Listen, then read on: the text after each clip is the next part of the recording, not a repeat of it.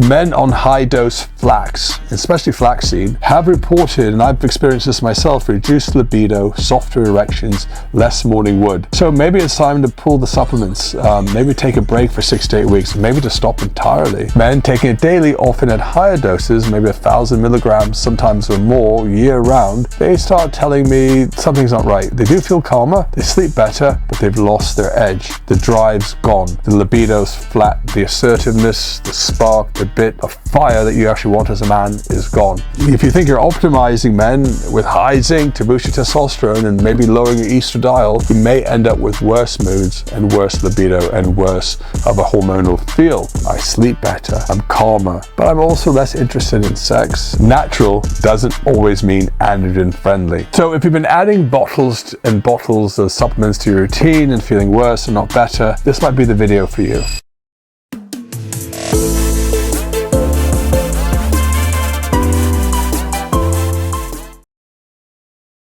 Guy walks into the clinic recently, mid-40s, doing everything right. He pulls out his phone, shows me a photo of his supplement shelf, and I'm not kidding or exaggerating. There are bottles and bottles in the picture. Ashwagandha, zinc, fish oil, melatonin for sleep, testosterone booster ordered off of Amazon. What was his complaint? Well, he feels a bit flat. No drive, his libido's gone, his mood's blunted. He's convinced his testosterone has crashed. So we run his bloods. His testosterone is completely normal. So what's going on? It feels like he has low testosterone. Is the test wrong? Well, here's the uncomfortable truth, and stay with me on this one, because it may change how you look at your supplement cupboard. The biggest testosterone killers that we see in the clinic are not always prescription drugs, and they're not anabolic crashes. They're things that you can buy on Amazon, online, Holland & Barrett, or any health food shop on the high street, and they're being marketed to you as natural. Now, before anyone loses their mind, I'm not anti-supplement. I use supplements myself, and if used properly, some of these are genuinely useful. But what I am seeing and hearing more and more about are that men may be quietly sabotaging their own hormone panel with these stacks, and they might be doing the opposite of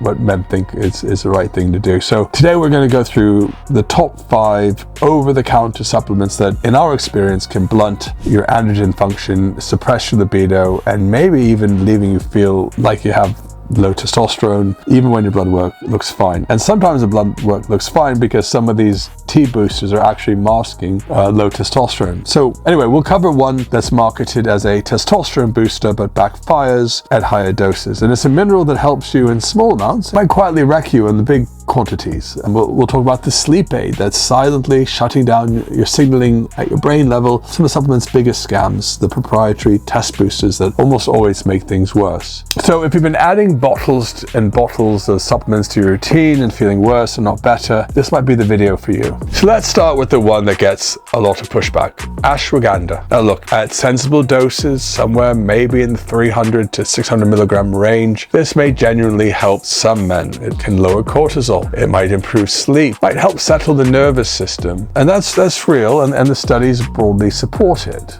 But here's what I see sometimes that nobody in social media or anywhere else talks about. Men taking it daily, often at higher doses, maybe 1,000 milligrams, sometimes or more, year-round, they start telling me something's not right. They do feel calmer, they sleep better, but they've lost their edge. The drive's gone. The libido's flat. The assertiveness, the spark, the bit of fire that you actually want as a man is gone.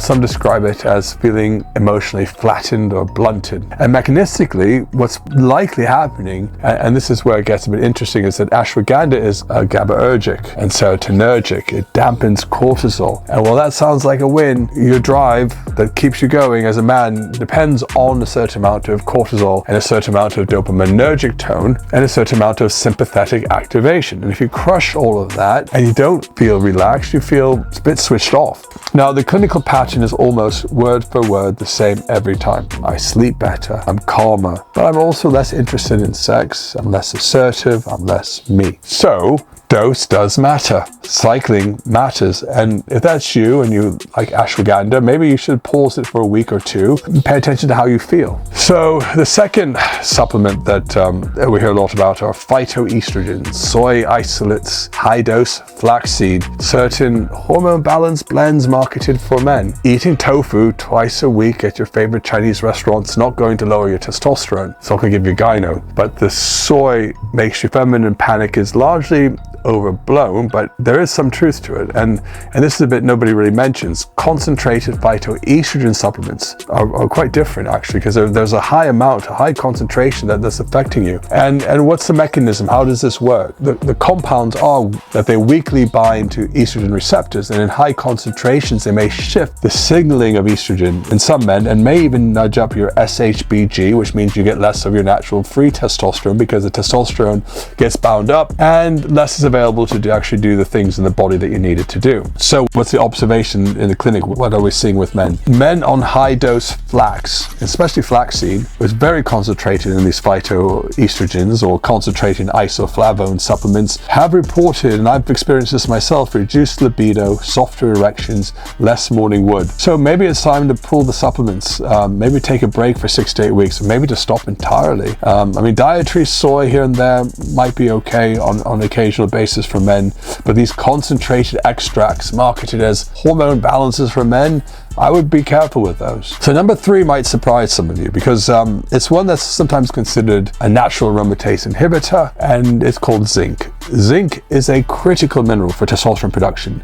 Genuine deficiency can happen when you can have low zinc and low T, and sometimes you improve the zinc and your T will increase. So we know that zinc supports testosterone, but some men will then jump on 50, 100 milligrams of zinc daily and continue this for years. And that's where the problem starts. High chronic dose of zinc can actually cause a copper deficiency. So the two kind of balance each other out. Too much zinc, you lower the copper. And copper deficiency disrupts your dopamine metabolism, and your dopamine is central to drive, motivation, libido, and can also impair endocrine signaling more broadly. So if you think you're optimizing men with high zinc to boost your testosterone and maybe lowering your estradiol, you may end up with worse moods and worse libido and worse of a hormonal feel. It's not because zinc itself is bad, but it's because you're taking too much and you essentially made yourself deficient in copper, which isn't great. So if you're going to supplement zinc, try not to supplement beyond 15 to 25 milligrams per day, or you need to think about having copper in the mix to balance it out. Or honestly, you can get your levels tested. We can test those at balance for hormones rather than just guessing. Okay, anyway, if this kind of conversation is something that you like and you wish you were having with your GP, well then maybe this channel is for you and men like you who are tired of being told everything is fine when you know it isn't. And if it is, hit the subscribe button where we go deep on topics like this and others around HRT and TRT. And if you like, why not drop us a comment? Let us know what you think of the channel, or let us know what your experiences are if you've taken certain supplements that have affected you. But anyway, onwards, let's talk about the 4th supplement that may be affecting your testosterone levels. This one might be a bit surprising because lots of, especially in the US, a lot of men and women use this supplement. It's called melatonin. Now melatonin, specifically the dose being sold over the counter in the US, and it is creeping into the European and UK markets through online retailers. Melatonin is a natural hormone that your brain produces. It helps you get ready for sleep. Low dose melatonin, and we're talking about like 0.1 to 0.5 milligrams used for jet lag or short-term sleep support, is generally fine, and studies are reassuring. But the standard bottle in the American pharmacy over the counter, like a Walgreens, 5 to 10 milligrams, sometimes more. Some of these extra strength formulations go up to 20 milligrams. But what does that do to your testosterone? We know that melatonin is a signal that comes from the brain. Super physiological doses, they might suppress your GnRH, especially if you're not on TRT. That's a signal that keeps your hypothalamus and your pituitary moving along and sending the signal of LH to your testes. So you suppress GnRH, you'll get a reduced level of luteinizing hormone, and then you get the reduced effect of downstream testosterone production. And part of this might be due to increasing prolactin. We know if you take melatonin large amounts at night, you can get an elevation in prolactin levels. So it's very important to let the doctor know if you're taking melatonin supplements when you do a blood test. So if you are taking melatonin, you might want to reduce the dose. You might want to take some nights off and try not to do massive amounts. And you'd be amazed what a tiny bit, 0.25, 0.3 milligrams can do if you give it it a chance. Now, the fifth thing is quite interesting because it has a number of implications, but it's omega-3 overload. Now, we're all told about the benefits of omega-3s. Omega-3s are good for your heart. So if you take too much of omega-3s, some studies show it might be linked to atrial fibrillation. But a moderate dose of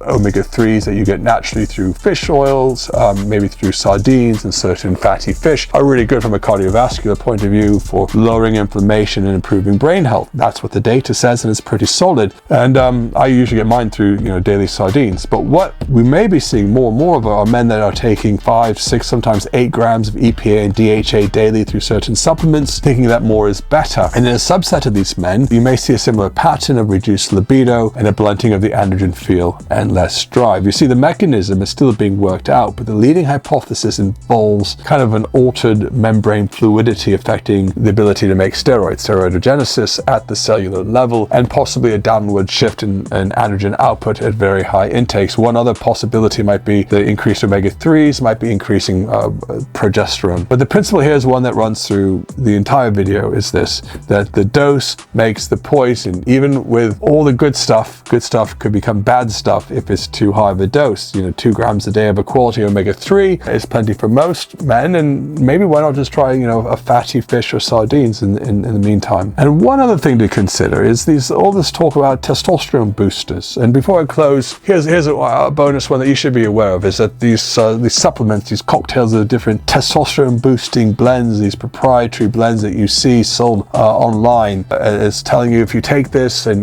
you're going to somehow boost your testosterone. Well, many of these items, or so-called adaptogens, actually contain anti-androgenic compounds. These are ingredients that have no real evidence base, and the dosing is hard to verify if it's real because things are hidden behind the word proprietary blend. Now, the problem is, even if one of the ingredients is helpful, stacking them together may either compound a negative effect or have no effect at all when it comes to fixing the endogenous testosterone pathway. I mean, you think you're trying to boost your testosterone, and in reality, you might actually be lowering it with some of these blends. Not to mention, if you take some of these blends, when you go to have a testosterone test, you might actually be deficient, but some of these blends may affect the analyzer at the lab, making you think you have normal or high testosterone, even though your symptoms say otherwise. So just be aware, there's no over-the-counter supplement that's going to give you the testosterone of a 25-year-old, and no booster that's going to make a 25-year-old have super physiological levels. Anyone who's telling you that is just selling you a bit of snake oil. So here's a takeaway from all of this, and it's a line you may want to remember. Natural doesn't always mean androgen friendly. Most of these supplements aren't going to maybe crash your testosterone on a blood test. Some might though, or some might mask or give you a higher testosterone level than you actually have. So anyway, if your testosterone levels feel low and you're not sure why, don't just look at what you're missing. You may want to look at what you're taking, which may be quietly suppressing your testosterone level, your mood, and your libido. And if this video made you look at your supplement stack or shelf differently, do me a favor and send it to a mate who's currently building their own stack. If you want more videos like this, don't forget to like and subscribe. And if you need information from a proper clinic, why not visit Balance My Hormones or balanceMyHormones.co.uk if you're in the UK or Europe. Hope you enjoyed the video, and to your health and your wellness. We'll see you next time.